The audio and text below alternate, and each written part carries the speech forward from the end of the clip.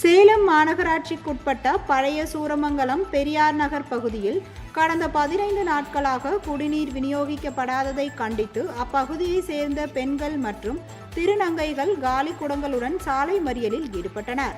போராட்டக்காரர்களை சமாதானப்படுத்திய போலீசார் சம்பந்தப்பட்ட அதிகாரிகளுடன் பேசி குடிநீர் வழங்க நடவடிக்கை எடுப்பதாக கூறி உறுதியளித்தனர்.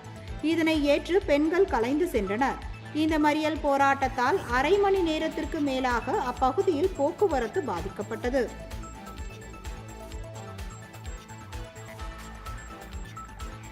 தண்ணி 3 மாதம் ஆகுது.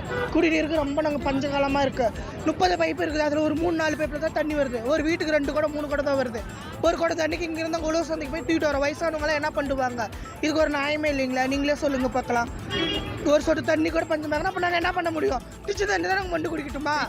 சொல்லுங்க பார்க்கலாம். என் பேர் ஷமீரா.